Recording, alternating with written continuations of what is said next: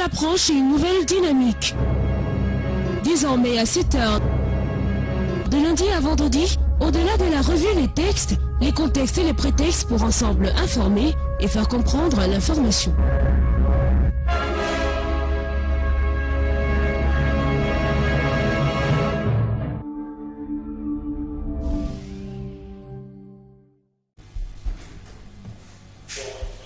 Voilà, de retour sur le plateau de la matinale après la publicité qu'on vous a proposé pour dire bonjour à nos différents partenaires. On va recevoir Jean-Jacques dans quelques poussières de secondes pour la revue de presse. Mais avant, rapidement, Sidoine, on va prendre le prénom du jour de ce jeudi matin. Naturellement, Byron, le prénom à l'honneur ce jour est Germaine, un prénom latin, justement, qui nous vient du latin Germanus et qui renvoie à frère. Germaine a justement connu une histoire très très pathétique. Déjà, on va dire que née à Pibras, près de Toulouse, comme fille de parents pauvres, elle est négligée par son père et maltraitée par sa belle-mère bergère. Elle passe sa courte vie dans des champs, priant Dieu et faisant la charité aux plus pauvres qu'elle, justement. Elle meurt à 22 ans et sera canonisée en 1867. Côté caractère, les Germaines sont des femmes d'une grande sensibilité fragile. Elles mettent toutefois un point d'honneur à conquérir leur indépendance. Elles multiplient les contacts avec les autres sans s'attacher, mais sont fidèles aux personnes à qui elles ont donné leur amitié. Ces femmes à la personnalité complexe et souvent contradictoire sont en fait des perpétuelles insatisfaites qui rêvent de vie autre que la leur. On rappelle que les Germaines ont pour couleur la couleur jaune et pour chiffre porte-bonheur le chiffre 7. Bonne fête à toutes les Germaines ce matin. Bonne fête à toutes les Germaines. Je ne sais pas si Jean-Jacques en connaît. Bonjour, monsieur. Bonjour, bonjour Sylvain Camus, la plus célèbre des Germaines au Cameroun. C'est Madame Germaine Aïdio, l'épouse du premier président camerounais. Et puisque les Germaines sont les voisins des Germains, je vais souhaiter une bonne fête à Germaine Ouelessengue, qui travaille pour la radio et la télévision nationale. Alors, on va penser à une artiste, Germaine Labelle. Voilà, Germaine Labelle à qui on dit bonne fête ce matin. Vous allez bien, monsieur Zé? Je vois que ça va bien. Du rose ce matin, c'est une très belle couleur. On va y revenir. C'est une couleur qui parle d'amour et autres. Commençons d'abord par le Cameroun Tribune ce matin.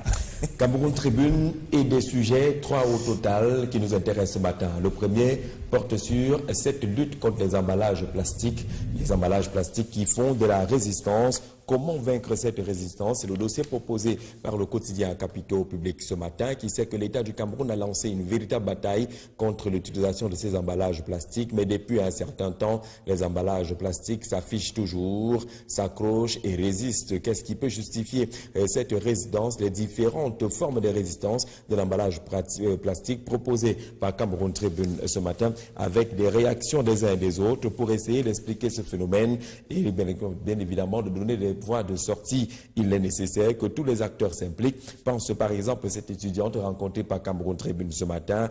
Il faut s'attaquer aux importateurs. Ajoute également une autre camerounaise qui est commerçante. Les pouvoirs publics doivent mener des actions suffisamment musclées. Pense un consommateur camerounais. L'État peut trouver une solution, ajoute. Et le problème, c'est la contrebande, estime le chef de la division des études et des projets. La coopération du côté du ministère de l'Environnement qui indique justement que la contrebande compliquerait aujourd'hui la lutte contre l'utilisation des emballages plastiques dans notre pays. Autre sujet développé par Cameroun Tribune ce matin, d'ailleurs en sa grande une, concerne la mise en place de la commission pour la promotion du bilinguisme et du multiculturalisme qui a tenu une session importante hier ici à Yaoundé pour dévoiler quelques pans de son plan d'action, mais surtout rassurer les uns et les autres quant à la mise en œuvre effective de cette structure conduite par Peter Mafani Moussongue. La première information concerne les ressources financières.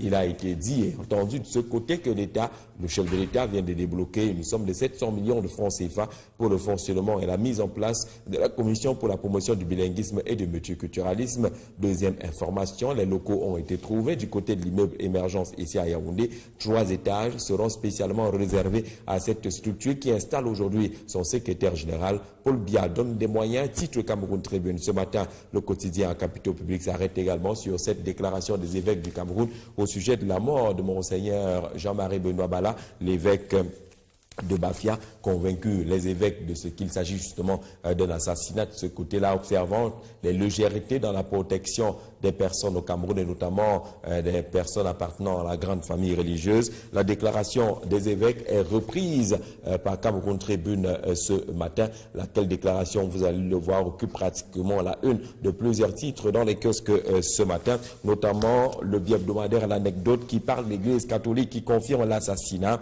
de l'évêque du diocèse de Bafia, Jean-Marie Benoît Bala. C'est le grand titre choisi par notre confrère qui décrypte également cette déclaration des évêques présentée publiquement hier, qui rejette la piste de suicide et qui est convaincu qu'il s'agit bien d'un assassinat, qui appelle les pouvoirs publics à se mobiliser pour la protection des personnes, notamment de la grande famille religieuse, qui ferait face à une sorte de cavale et à une sorte d'une série d'attaques, plusieurs décès d'ailleurs énumérés par les évêques qui en ont profité pour interpeller les pouvoirs publics afin d'avoir des résultats des enquêtes qui sont ouvertes autour justement de ces morts suspectes des personnes de la grande famille religieuse, notamment de l'Église catholique. Ce qu'on attend de l'État, précise justement le directeur des rédactions du groupe L'Anecdote, Xavier Messet, dont la lecture qui est proposée dans les colonnes du journal L'Anecdote ce matin.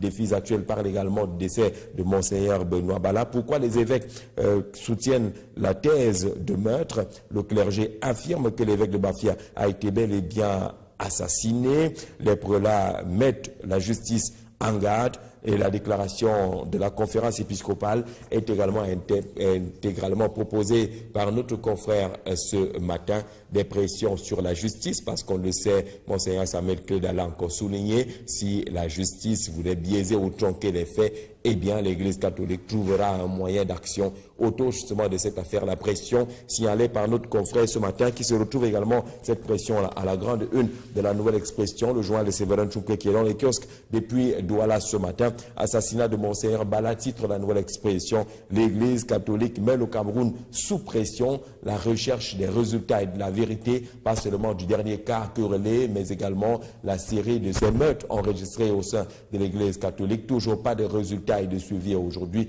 L'Église catholique met le Cameroun sous pression.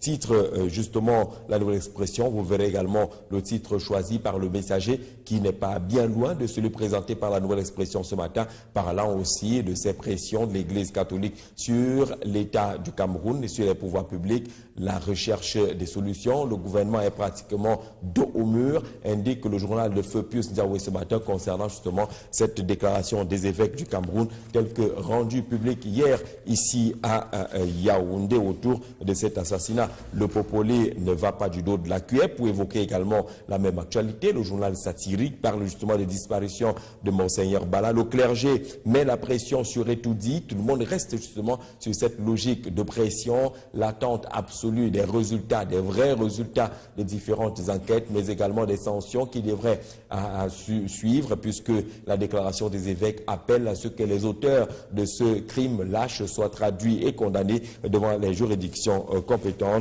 Le Popoli reprend en tout cas cette information et ses revendications. C'est aussi ce que pense De Poste ce matin. Monseigneur Bala a été brutalement assassiné. De Poste qui reprend ainsi les propos des évêques du Cameroun contenus dans cette déclaration rendue publique hier au sujet justement de cette mort de Monseigneur Bala, l'évêque de Bafia. Le Gardien de Poste parle également de cette sortie des évêques du Cameroun, les évêques catholiques, pour indiquer justement que les pouvoirs publics ne protègent pas les hommes de Dieu dans notre pays. C'est le grand titre choisi par The Guardian Post, également s'inspirant de cette déclaration qui a été rendue publique hier à la suite justement d'une session extraordinaire ou spéciale de la conférence épiscopale nationale du Cameroun. Principal, l'un des constats évoqués dans cette déclaration-là, c'est cette protection assez faible des hommes de Dieu constatée, appuyée dans la déclaration signée de Monseigneur Samuel Cléda,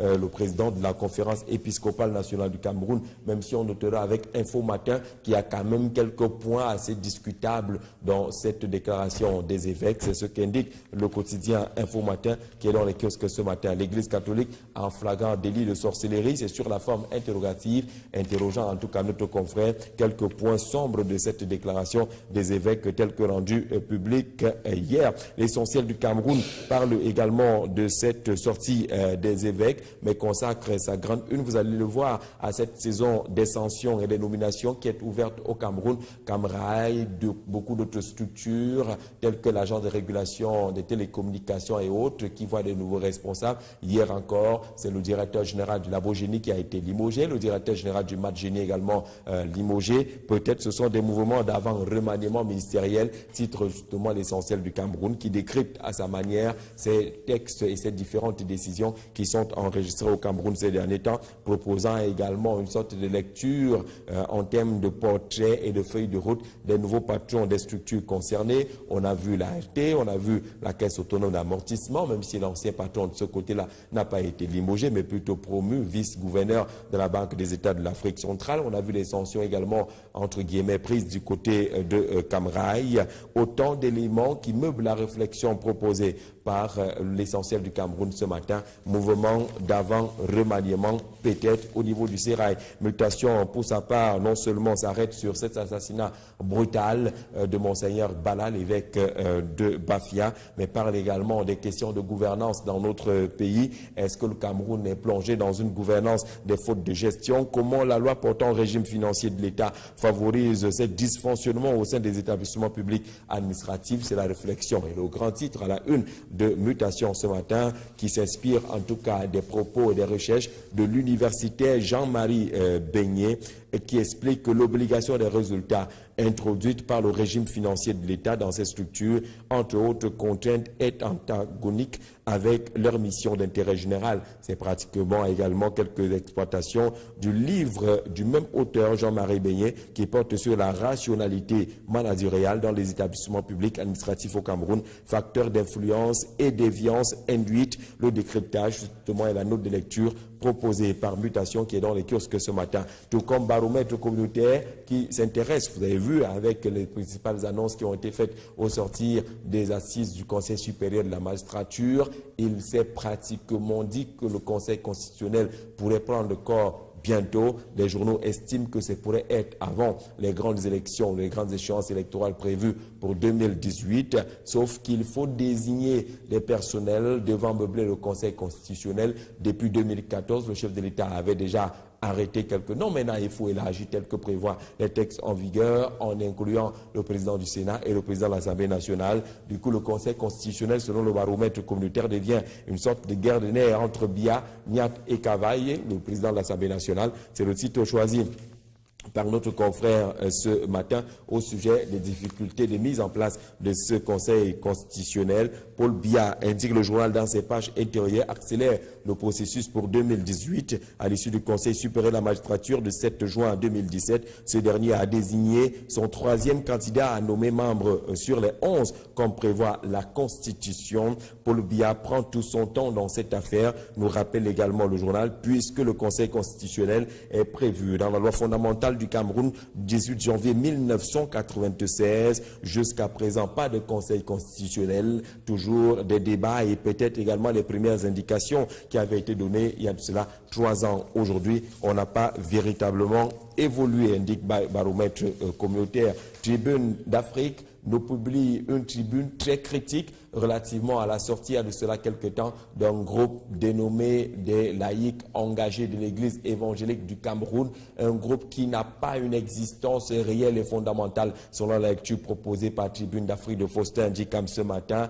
Et du coup, il y a une riposte, celle de la dynamique protestante du Noun. L'immense majorité des Bamoun, nous apprend le journal de l'Église évangélique du Cameroun, ne se reconnaît pas dans les jérémiades d'un prétendu groupe des laïcs engagés Ils l'ont fait savoir à travers la cellule de réflexion, d'orientation et de suivi de leur communauté. C'est un dossier que propose notre confrère ce matin, tout en balayant d'un revers de la main justement les élucubrations de ce groupe baptisé laïque engagé, puisqu'au sein de la grande famille de l'église évangélique du Cameroun, issue de la communauté Bamoun, on ne connaît pas ces laïcs engagés. Le journal dit par exemple que laïque engagé Bamoun, elle est donc née pour servir cette organisation, une cause minable et sinistre, régentée par des pressions diverses de la gestion de l'église et imposer coûte que vaille leurs amis dans le bureau de l'église. À bien lire ce chiffon, les signataires invoquent le caractère presbytéro-synodal de l'église évangélique du Cameroun, sa constitution et son règlement intérieur.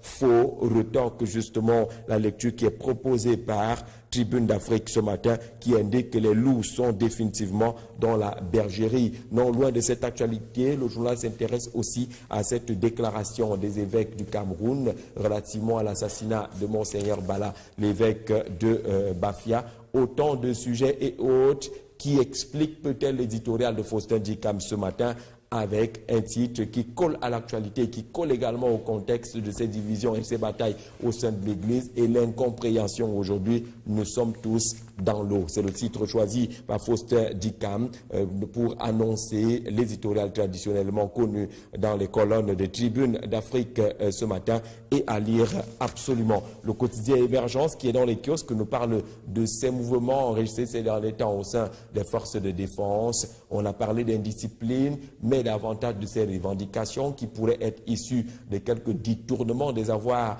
de ces hommes sur le terrain. Selon le quotidien Émergent, le récent débrayage d'une trentaine de soldats de la force multinationale mixte en poste dans l'extrême nord a donné lieu à l'ouverture d'une enquête. Les officiers supérieurs ne seront pas épargnés par le châtiment. Comment le MINDEF en interne gère les scandales liés aux primes des soldats, des sanctions en gestation contre les officiers supérieurs de l'armée. La grande une du quotidien Émergence ce matin au sujet des premiers éléments de cette enquête ouverte pour comprendre comment et pourquoi ces soldats, une trentaine au total, ont décidé de barricader la route, la nationale numéro 1 dans l'extrême nord. L'info nous parle justement de la succession d'André Fotso du côté du JICAM, le groupement interpatronal du Cameroun. Le candidat annoncé Célestin Tawamba.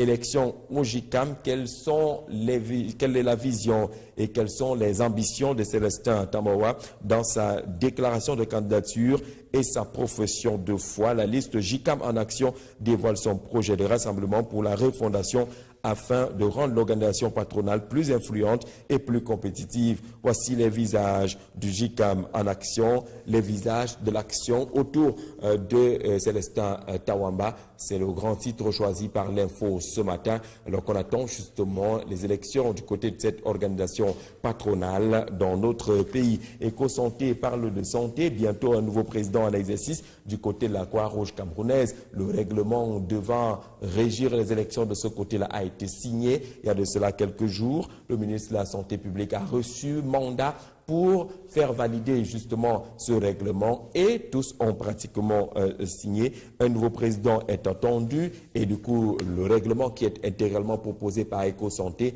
commence déjà à laisser transparaître les réalités de ce scrutin et celles des personnalités qui sont d'ores et déjà écartées du fauteuil laissé vide par William Aurélien Eteki Mboumoua, décédé comme vous le savez. Bientôt un nouveau président en exercice nous apprend en tout cas EcoSanté ce matin, le journal qui nous donne le contenu de ces engagements signés par les uns et les autres. Le journal parle également des services contre l'inégalité sociale, notamment célébrés ici à Yaoundé et à travers le monde depuis 20 ans. Les initiatives également du docteur Flore Ndebi Yembe qui a reçu son prix de l'excellence, femme leader en santé au Cameroun. On termine avec Financier d'Afrique, droit de réponse.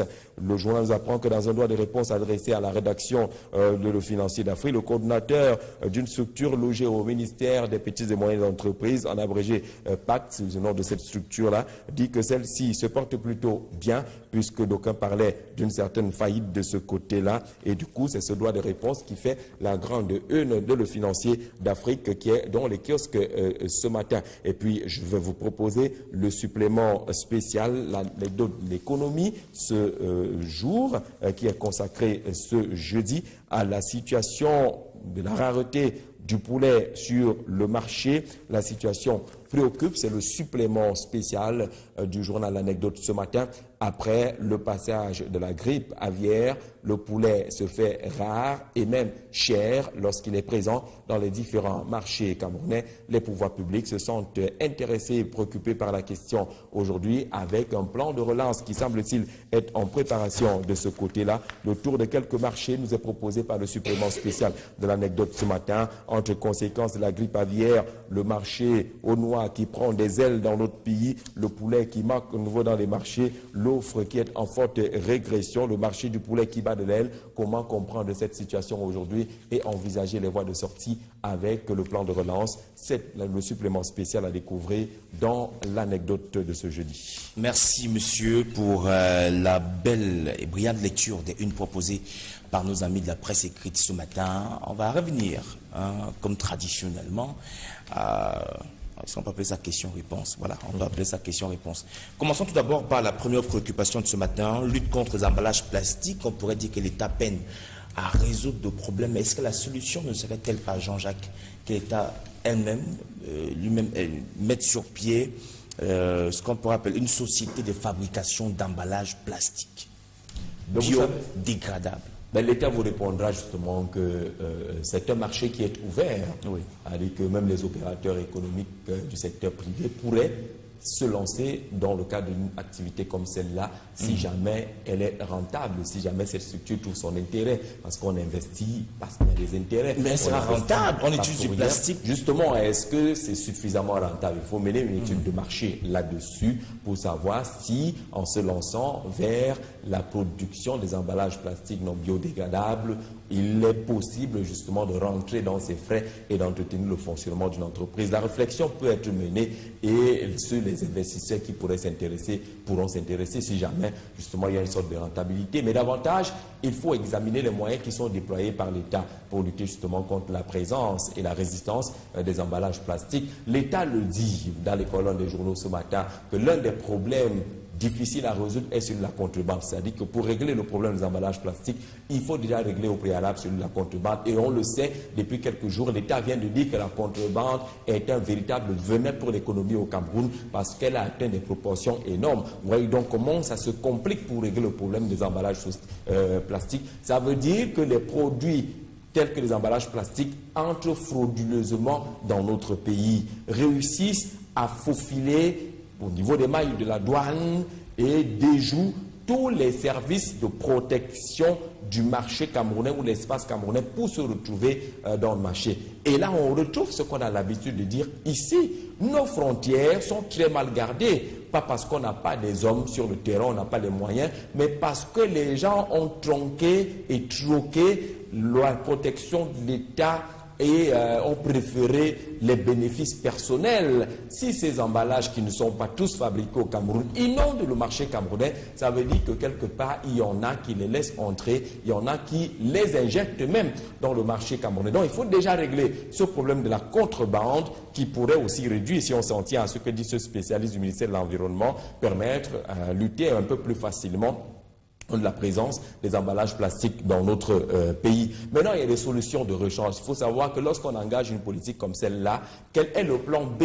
Quelle est la solution qui s'impose lorsqu'on nous demandait d'aller dans les boulangeries et qu'on ne vous emballe pas ce que vous avez acheté avec les emballages plastiques qui ne sont pas homologués? Quelle était la solution? Vous avez vu, on prenait parfois les papiers journaux, certains prenaient des papiers, des emballages de ciment, des sacs de ciment, avec tous les risques qu'on peut imaginer en utilisant justement ces emballages plastiques-là qui ont hébergé le ciment pendant longtemps. Donc il n'y a pas une solution bis. En fait, la solution n'a pas été pensée au moment où on imposait l'interdiction de l'utilisation des emballages plastiques. C'est-à-dire qu'on a l'impression quand même on a mis quand même la charrue avant les bœufs. Peut-être fallait-il déjà sensibiliser les uns les autres sur la possibilité d'utiliser autre chose. Il y a même dans certaines zones reculées ou semi-reculées où on a commencé à utiliser les feuilles de brousse pour procéder à quelques emballages. Ça veut dire que si vous interdisez à gauche, il faut prévoir ce que les gens vont faire. Peut-être qu'il fallait déjà commencer par monter des entreprises ou des structures, ce que vous proposiez tantôt, qui allaient permettre déjà de produire des emballages homologués pour compenser justement le retrait du marché des emballages plastiques non biodégradables qui font un véritable problème. C'est un casse-tête. Aujourd'hui, le miroir de la présence de ces emballages plastiques, lorsque vous avez des pluies qui tombent à Yaoundé ces derniers temps ou à Douala, allez voir ce que transportent les eaux du Foundi. Vous comprendrez justement qu'il y a une politique, il y a un engagement, mais dans les faits, rien n'est fondamentalement arrêté. Est-ce que régulièrement on procède à des contrôles dans des commerces pour retirer ce qui n'est pas autorisé? C'est par à coup qu'on vous apprend qu'il y a un stock d'emballage plastique qui a été rattrapé au nord, à l'est ou dans le littoral, par à coup. Mais est-ce qu'il y a une politique permanente que déploie par exemple le ministère de l'Environnement et beaucoup d'autres départements ministériels qui sont concernés pour qu'ensemble le combat soit mené en toute efficacité? Si on met ces mécanismes de lutte efficaces sur le terrain, il va toujours falloir répondre à la deuxième question. Quelle solution donc? Qu'avez-vous proposé? Que proposez-vous pour compenser? Allons-nous décimer tous les journaux? Allons-nous partir à la chasse et à la destruction des archives de la presse pour compenser le retrait des emballages plastiques non biodégradables? Vous savez que pour nous qui travaillons dans la presse, c'est quand même un sacrilège. C'est même, j'allais dire, pratiquement proche d'un crime que de voir les journaux détruits, utilisés pour emballer le chocolat ou le beurre. C'est quand même grave parce que vous êtes en train de tuer la mémoire de la presse lorsque c'est la solution qui est proposée ou utilisée dans quelques commerces, les emballages issus de la presse. Jean-Jacques, aujourd'hui on a plusieurs sociétés brassicoles qui fabriquent des milliards de bouteilles de jus qui se retrouvent en circulation dans nos marchés. Ces bouteilles plastiques, comme tu disais tantôt, lorsque les eaux du Foundi les transportent après des pluies, ces bouteilles ne sont pas biodégradables. Pourquoi l'État ne se fait rien face à ces sociétés qui continuent à produire? Parce qu'on parle toujours que des plastiques, dès qu'on va à 10 francs, 5 francs. Mais ces bouteilles de jus plastique-là, Douala, Yaoundé, un peu partout sont présentes. Elles sont même plus dangereuses. Elles ont un impact un peu plus visible sur la destruction de l'environnement. Ces emballages et ces bouteilles plastiques qui sont issus des sociétés brassicoles, d'autres produits laitiers et autres qui sont abondamment utilisés. Ce qui est dommage, c'est que les responsables au Cameroun sont des globetrotters. Ils voyagent au quotidien et semblent souvent se plaire d'admiration lorsqu'ils constatent qu'ailleurs ça marche et que des solutions ont été trouvées ailleurs. Le plus difficile chez nous, c'est de copier le bon exemple, parce qu'on copie toujours les mauvais exemples. Les bons, on hésite, parce que le bon exemple tue la mafia. Malheureusement, on ne les copie pas ces bons exemples, parce qu'une fois que vous allez dans le sens de la normalisation, et naturellement, vous fermez les poches de détournement et de mafia qui peuvent se créer lorsqu'on a le désordre. Il est possible aujourd'hui que des pressions diverses soient faites auprès des opérateurs pour qu'on réduise la qualité de l'emballage, des emballages plastiques ou la quantité. La Société anonyme des brasseries du Cameroun avait lancé une magnifique politique en partenariat avec Hygiène et Salubrité du Cameroun, ISACAM, qui appelait ISACAM à récupérer toutes les bouteilles plastiques qui sont issues des usines de la SABC. Les brasseries du Cameroun, Adi, Tanguy et autres, qui sont les produits des SABC, ISACAM devait les récupérer pour que ces bouteilles-là soient à transformer et réinjecter dans un autre cycle d'utilisation. C'est une belle initiative. Je ne sais pas aujourd'hui si elle prospère, non, ça n'existe plus. Si elle existe encore. Dans la rue, on ne va peut-être pas affirmer. Avant, c'était visible, Jean-Jacques. Voilà. Avant, quand on marchait à Yaoundé, c'était visible. Vous voyez des trous, des bacs avec des trous, on prenait des bouteilles. Mais on va peut-être regretter justement que cette opération ne soit plus visible.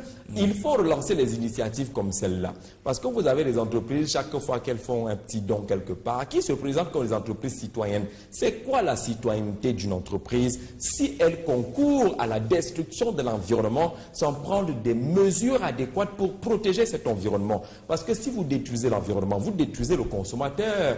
À qui allez-vous distribuer vos produits si vous avez fini par détruire détruire tous les consommateurs. Je pense que c'était une belle politique. On ne sait pas pourquoi elle n'est pas visible aujourd'hui. Elle nous permettait au moins de savoir à quel niveau on peut aller déposer les bouteilles plastiques issues de cette société brassicole. Beaucoup d'autres peuvent engager les mêmes initiatives de récupération et de transformation de ces bouteilles plastiques. Je le dis encore, s'il pleut ce soir, faites un tour tout à l'heure du côté de Sofavin, ici plus bas, vous verrez comment il y a une nappe de bouteilles incroyable. Vous allez à Oyak, à Douala, vous verrez exactement le même spectacle. Ça veut dire que le ramassage n'est pas là, la transformation n'est pas soutenue, la récupération n'est pas soutenue. Au Mali, au Ghana, dans des pays comme cela, au Sénégal, on a encouragé la récupération des bouteilles plastiques et la transformation. Ces bouteilles plastiques-là peuvent être la matière première de beaucoup d'autres entreprises. Vous pouvez les utiliser pour fabriquer des fours, des pneus, des tuyaux, ainsi de suite. Il y a beaucoup d'éléments qu'on peut fabriquer par le ramassage et la récupération des bouteilles plastiques. Mais tout cela n'est pas soutenu dans notre pays. A-t-on déposé les dossiers? Que sont devenus les dossiers qui ont été déposés à la recherche des financements axés vers la récupération de ces bouteilles plastiques pour les transformer et les réinjecter dans notre secteur d'activité? Je pense qu'il y a un mécanisme qui est en panne dans notre pays au sujet de la récupération des bouteilles plastiques. On doit en fabriquer moins, on doit récupérer plus pour transformer plus, parce qu'on peut créer des revenus et des emplois derrière ces bouteilles plastiques. Mais si elles restent dans le décor, comme elles restent dans le décor, avec les conséquences qu'on peut imaginer, ça veut dire qu'il y a une faiblesse dans la politique nationale de protection de l'environnement. Il n'y a pas seulement une faiblesse, il y a une inertie incroyable, peut-être une absence de vision et de politique adéquate, parce que l'environnement est le cœur du développement aujourd'hui. Les grandes questions du monde tournent autour de l'environnement. Nous allons à la COP 21, le président y était, le ministre de l'Environnement était à la COP 22, ainsi de suite. Nous participons à ces grandes rencontres internationales qui vous rappellent que si vous ne protégez pas l'environnement, le monde est en train de chavirer. On ne pourra pas sauver la planète. Chacun doit donc quand même utiliser les moyens qui sont à son niveau. Et je pense que la récupération des bouteilles, la création des structures de transformation de ces bouteilles peut être au niveau, il faut l'affirmer, du Cameroun. On doit pouvoir le faire. Maintenant, il faut sensibiliser les utilisateurs.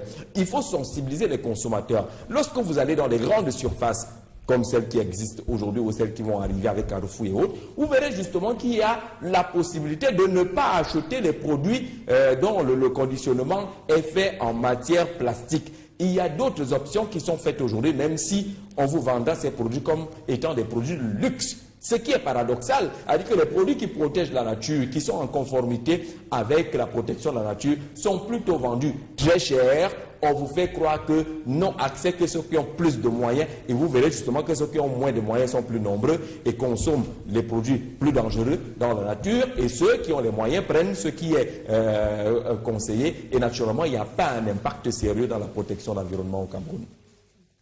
Merci Jean-Jacques, et on va peut-être placer un mot sur cette information qui fait pratiquement la une des différents journaux ce matin. Il s'agit justement de 16 évêques du Cameroun qui se sont exprimés hier au sujet du décès de Monseigneur Jean-Marie Benoît Mbala, évêque de Bafia, et ceux-ci sont convaincus désormais qu'il s'agit d'un meurtre. Et justement, au sujet de tous ces cas similaires qui ont déjà été enregistrés au Cameroun concernant l'Église catholique, on est tenté de se poser une question ce matin, Jean-Jacques. Y a-t-il un acharnement particulier contre les prélats dans notre pays? Mais les évêques du Cameroun se sont arrêtés au constat de cette cabale, de cet acharnement. L'Église catholique semble être visée depuis les années 80, un peu plus dans les années 90. La liste est longue. Celle des personnalités, les hommes de Dieu, comme on les appelle, qui ont été lâchement assassinés dans notre pays. Il faut que les enquêtes aillent loin.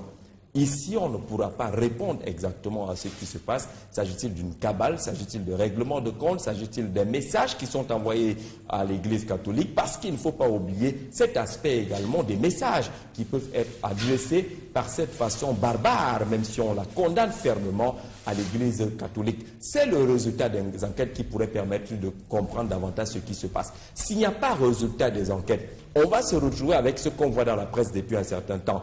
où on accuse telle, on accuse telle autre personnalité, on accuse le régime, on accuse le président, on accuse les proches du président, on accuse la famille.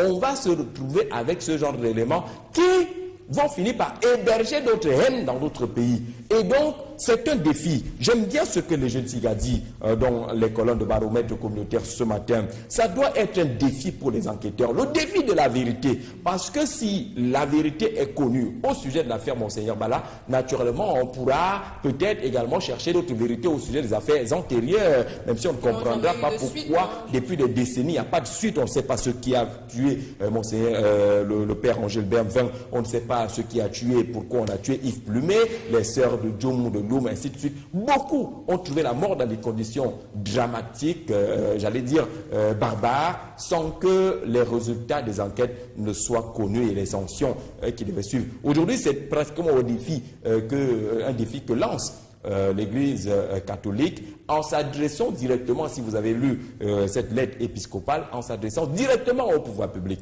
en leur demandant de faire la vérité, en leur demandant de faire la lumière, en leur demandant des résultats. Une pression est aujourd'hui faite au pouvoir public, et Monseigneur Cléda le dit encore, c'est une citation qu'on peut retrouver dans le communiqué relatif, et Baromètre communautaire a cité cet extrait-là. Nous procéderons autrement si la justice tronque les faits.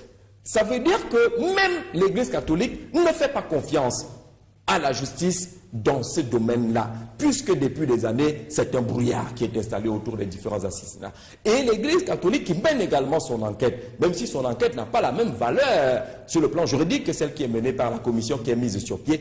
Et je pense que le procureur près la cour d'appel du centre qui conduit cette affaire est conscient, si on s'en tient à la promptitude avec laquelle il a formé cette commission d'enquête, de ce qu'on attend les résultats. On veut savoir ce qui s'est passé et ce qui se passe avec justement ces relations devenues assez compliquées entre le Cameroun, on va le dire de façon globale, et l'Église catholique. Je pense que les enquêteurs ont du pain sur la planche. Les pouvoirs publics ont besoin justement de montrer qu'ils n'ont pas un parti pris, qui ne protège personne dans cette affaire. Parce que ce qu'on retient depuis la série d'assassinats au niveau de l'Église catholique, c'est que peut-être qu'il y a des gens qui protègent des gens. On va le dire ainsi. Et si on n'a pas dit ce qui se passe, naturellement, cette thèse-là va prospérer encore pendant longtemps. Ce qui est intéressant, c'est que suicide, on ne peut pas évoquer le suicide dans le cas de la disparition de Monseigneur Bala.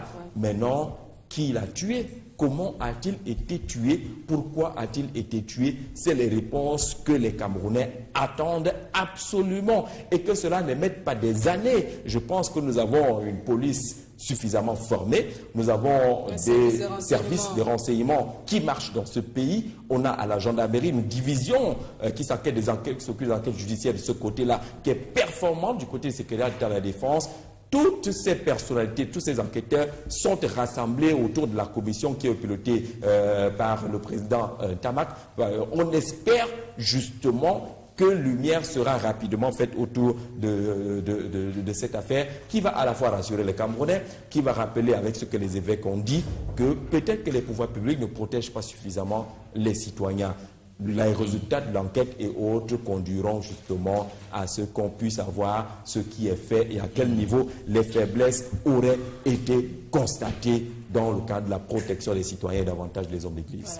Voilà. Merci Jean-Jacques. Et on rappelle que les obsèques de Monseigneur Benoît Bala étaient prévues ce jour du côté de Bafia, mais ils ont été reportés justement à une date ultérieure. Alors, puisque le corps est encore, si on s'en tient au communiqué, entre les mains des autorités judiciaires, on ne peut pas encore programmer de façon formelle ces obsèques-là.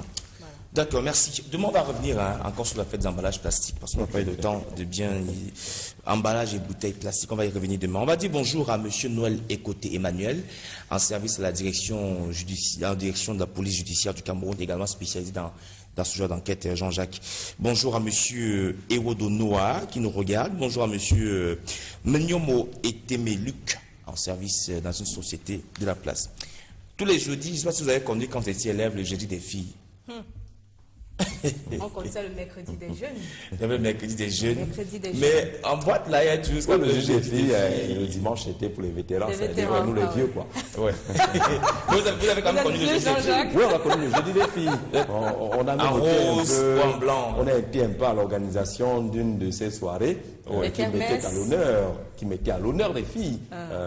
Voilà, je ne veux pas entrer dans les détails, mais c'était des sympathiques soirées parce qu'en toute amicalité, on s'y retrouvait souvent. Maintenant, les jeudis des filles qui concernaient les plus belles, jolies, avec un dress code, ces jeudis des filles sont en train d'être transformés en jeudis d'autres choses.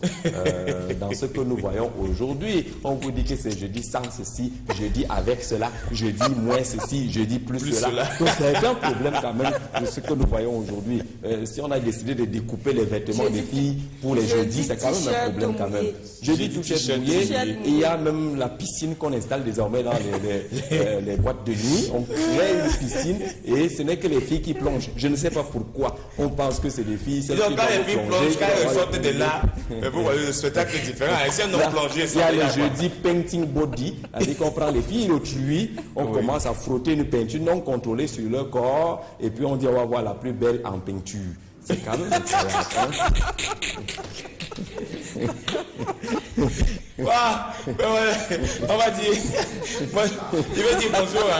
Non, faisons les investigations. Nous faisons les investigations. Dans la nouvelle version, notre travail du journaliste, c'est de savoir tout ce qui se passe. Donc, tu es obligé de marcher, quoi. Il faut patrouiller pour voir ce qui se passe. Critiquer lorsque ce n'est pas bon. Comme nous faisons aujourd'hui. Nous critiquons quand même le fait qu'on soit obligé de toujours déshabiller les filles, de leur verser le champagne la nuit pour dire que t-shirt mouillé. Qui sait avec quoi on a fabriqué ce champagne-là? Si demain vous le sortez là-bas avec le coton, la gale, comme on les appelle à certaines époques, vous allez dire que c'était quoi cette affaire? Pour des gens bien habillés. Parce qu'on veut voir votre niveau. Je ne voulais pas entrer dans ce détail. C'est ça. Puisque c'est la vérité. Vous avez la vérité. Et comme les hommes n'ont pas ça, c'est pourquoi ils ne peuvent pas plonger. Oui, c'est les hommes qui mouillent les filles. Voilà. C'était quand même impossible. Il y a le palu dehors. Alors, on va dire bonjour ce matin à un monsieur très sérieux. C'est un animateur, il s'appelle Serge Tamba. Bonjour à toi. Et d'ailleurs, jeudi prochain, il y a l'artiste ivoirien Serge Beno qui va se produire du côté de la Sanza. On aura d'ailleurs d'autres détails avec Kapeski demain vendredi. Et dans 2 semaines, vous aurez l'artiste Fali Poupa. Donc déjà la semaine prochaine, nous aurons sur ce plateau, entre mercredi et jeudi prochain, nous serons avec Serge Beno, ici à la matinale. Mais aussi, on pourra avoir Fali Poupa dans 2 semaines sur ce plateau pour nous parler de ce show avec Samy Diko et Mister Léo. Et on va dire bonjour au directeur des rédactions adjoints du journal L'Anecdote, Monsieur Martial Ouna ce matin. Monsieur Martial Ouna. Monsieur, portez-vous bien. Et c'est bien que d'abord, vous ne pouvez pas encore passer déjà. Vous êtes déjà marié. Vous ne pouvez pas passer ça des jeudis, des filles là. Sinon, madame va dire que Jean-Jacques n'est plus sur le marché? Non, quand même. C'est vous qui connaissez les frontières du marché. Vous connaissez l'étendue du marché. C'est la vérité de la spectatrice, hein, si vous n'êtes plus sur le marché. Non, moi, il a répondu, elle dit que c'est lui qui connaît la frontière du marché. On ne parle pas de marché quand on parle de cœur. C'est voilà. Compliqué. Voilà. Le marché, c'est Malos Maquet, venez me tromper. Le marché, c'est entre guillemets. Ce matin, on avait d'ailleurs un sujet intéressant dans le conseil des vies. Comment surmonter une déception amoureuse? Dis la vérité, est-ce qu'une fille ne t'a pas barré quand tu étais au lycée ou à l'école? Beaucoup de filles m'ont barré. Si c'est une, c'est rien. Beaucoup nous ont barré. Monsieur, portez-vous bien et revenez de demain pour notre revue de presse. Elles avaient le cœur, hein? Le régime financier de l'État favorise ces dysfonctionnements au sein des établissements publics administratifs. C'est la réflexion et le grand titre à la une de Mutation ce matin qui s'inspire en tout cas des propos et des recherches de l'universitaire Jean-Marie Beignet qui explique que l'obligation des résultats introduite par le régime financier de l'État dans ces structures, entre autres contraintes, est antagonique avec leur mission d'intérêt général. C'est pratiquement également quelques exploitations du livre du même auteur, Jean-Marie Beignet, qui porte sur la rationalité managériale dans les établissements publics administratifs au Cameroun, facteur d'influence et déviance induite, le décryptage justement et la note de lecture proposée par Mutation qui est dans les kiosques ce matin, tout comme baromètre communautaire qui s'intéresse, vous avez vu, avec les principales annonces qui ont été faites au sortir des assises du Conseil supérieur de la magistrature. Il s'est pratiquement dit que le Conseil constitutionnel pourrait prendre le corps bientôt. Les journaux estiment que ça pourrait être avant les grandes élections, les grandes échéances électorales prévues pour 2018, sauf qu'il faut désigner des personnels devant meubler le Conseil constitutionnel. Depuis 2014, le chef de l'État avait déjà arrêté quelques noms. Maintenant, il faut élargir tel que prévoit les textes en vigueur en incluant le président du Sénat et le président de l'Assemblée nationale. Du coup, le Conseil constitutionnel, selon le baromètre communautaire, devient une sorte de guerre de nerfs entre Biya, Niak et Kavaye, le président de l'Assemblée nationale. C'est le titre choisi par notre confrère ce matin au sujet des difficultés de mise en place de ce Conseil constitutionnel. Paul Biya indique le journal dans ses pages intérieures accélère le processus pour 2018 à l'issue du Conseil supérieur de la magistrature de 7 juin 2017. Ce dernier a désigné son 3e candidat à nommer membre sur les 11 comme prévoit la Constitution. Paul Biya prend tout son temps dans cette affaire, nous rappelle également le journal, puisque le Conseil constitutionnel est prévu dans la loi fondamentale du Cameroun, 18 janvier 1996. Jusqu'à présent, pas de Conseil constitutionnel, toujours des débats et peut-être également les premières indications qui avaient été données il y a de cela 3 ans. Aujourd'hui, on n'a pas véritablement évolué, indique baromètre communautaire. Tribune d'Afrique nous publie une tribune très critique relativement à la sortie, il y a de cela quelques temps, d'un groupe dénommé des laïcs engagés de l'Église évangélique du Cameroun, un groupe qui n'a pas une existence réelle et fondamentale selon la lecture proposée par Tribune d'Afrique de Faustin Ndjikam ce matin. Et du coup, il y a une riposte, celle de la dynamique protestante du Noun. L'immense majorité des Bamoun, nous apprend le journal de l'Église évangélique du Cameroun, ne se reconnaît pas dans les jérémiades d'un prétendu groupe des laïcs engagés. Ils l'ont fait savoir à travers une nouvelle approche et une nouvelle dynamique. Désormais à 7h, de lundi à vendredi, au-delà de la revue les textes, les contextes et les prétextes pour ensemble informer et faire comprendre l'information.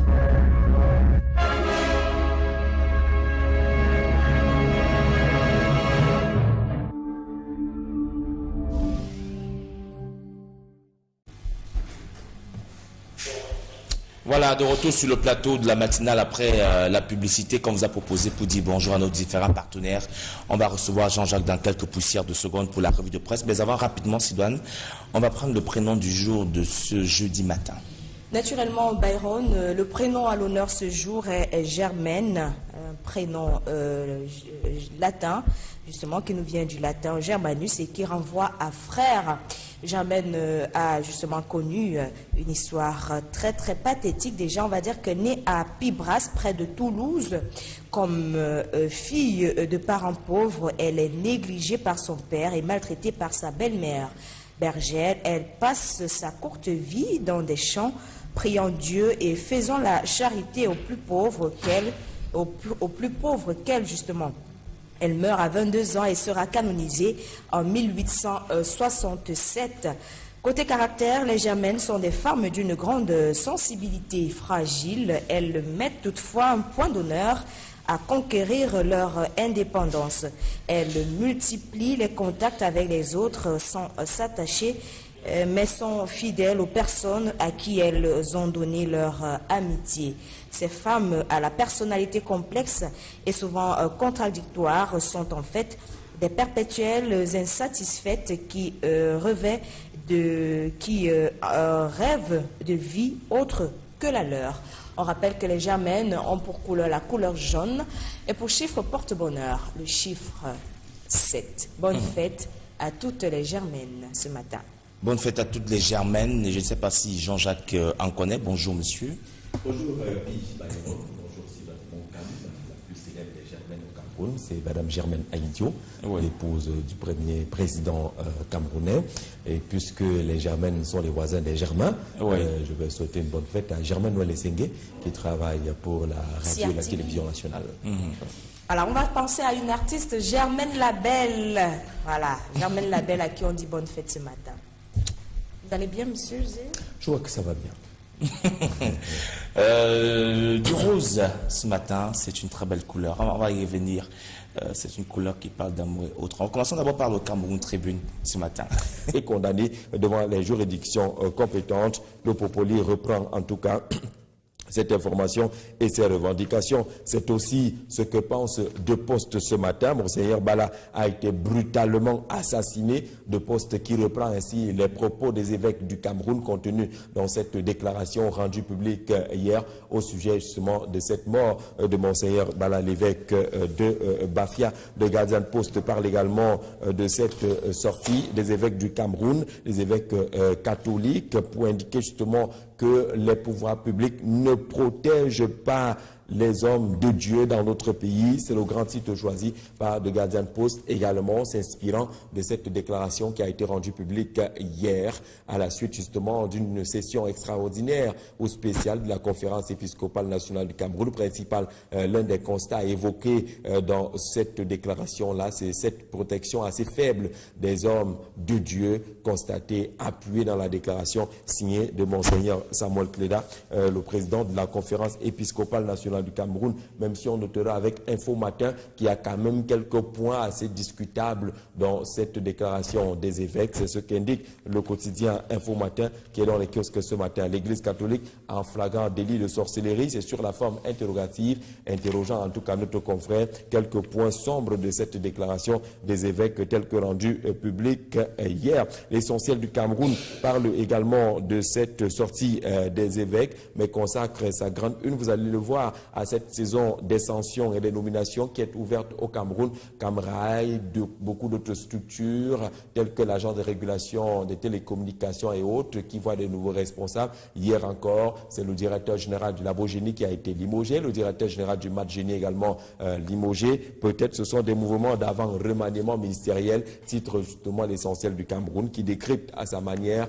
ces textes et ces différentes décisions qui sont enregistrées au Cameroun ces derniers temps, proposant également une sorte de lecture en termes de portraits et de feuilles de route des nouveaux patrons des structures concernées. On a vu la RT, on a vu la Caisse autonome d'amortissement, même si l'ancien patron de ce côté-là n'a pas été limogé, mais plutôt promu vice-gouverneur de la Banque des États de l'Afrique centrale. On a vu les sanctions également, entre guillemets, prises du côté de Camrail.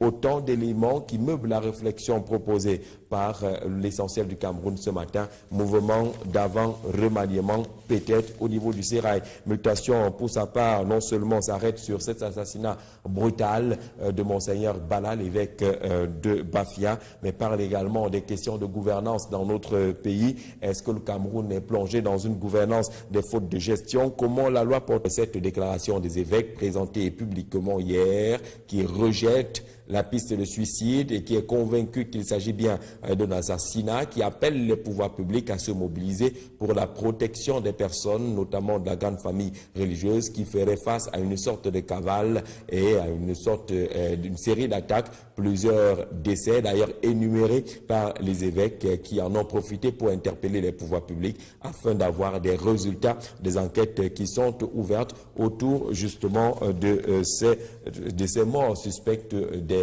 personnes de la grande famille religieuse, notamment de l'Église catholique. Ce qu'on attend de l'État, précise justement le directeur des rédactions du groupe L'Anecdote, Xavier Messet, dont la lecture qui est proposée dans les colonnes du journal L'Anecdote ce matin. Défis actuels parle également du décès de Monseigneur Benoît Bala. Pourquoi les évêques soutiennent la thèse de meurtre? Le clergé affirme que l'évêque de Bafia a été bel et bien assassiné. Les prélats mettent la justice en garde et la déclaration de la conférence épiscopale est également intégralement proposée par notre confrère ce matin. Des pressions sur la justice, parce qu'on le sait, Monseigneur Samuel Cléda l'a encore souligné, si la justice voulait biaiser ou tronquer les faits, eh bien l'Église catholique trouvera un moyen d'action autour justement de cette affaire. La pression signalée par notre confrère ce matin, qui se retrouve également cette pression à la grande une de la Nouvelle Expression, le journal de Séverin Tchouké qui est dans les kiosques depuis Douala ce matin.